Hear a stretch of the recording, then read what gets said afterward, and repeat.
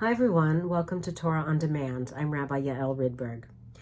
The Passover Seder is the single most enacted ritual of the Jewish calendar, regardless of a denomination, affiliation, or geographical location. When Jews sit down on Wednesday evening or Thursday evening, we will join together with Jews all over the world in the telling of a profound story of liberation and redemption.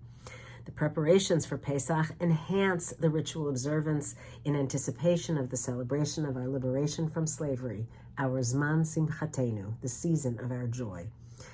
I can remember living on Kibbutz Ein Surim in the 80s, in the senior year of high school, working with my classmates to prepare for the holiday. We scrubbed the kitchen, we blowtorched the ovens, we ate outside the dining room the morning of the Seder on paper goods.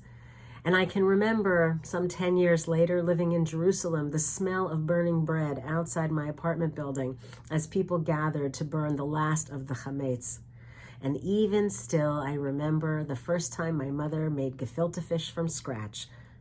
No carp in our bathtub. On the other hand, as a Reconstructionist rabbi, I'm perpetually asking questions of observances that seek to understand how these practices, these ritual enactments, teach beyond the moment and penetrate us in multidimensional ways. What does this ritual mean for us today?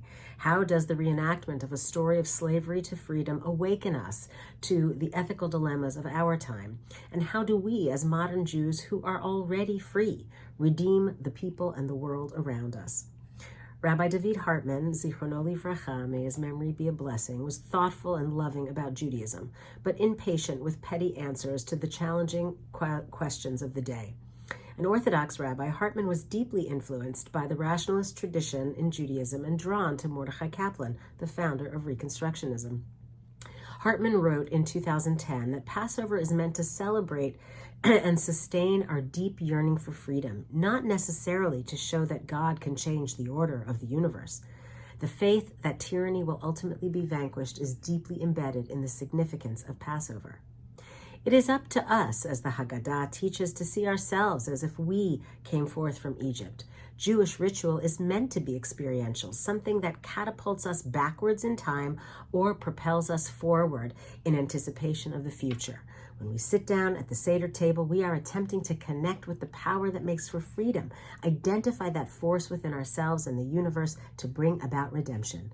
The story and the Seder leave us with a moral imperative to build a society where no one is enslaved and redemption is possible for all.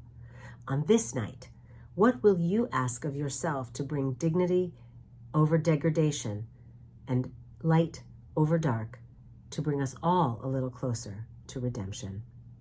A sweet and liberating Pesach to all of you. Shabbat Shalom. Thanks for joining me. See you next time.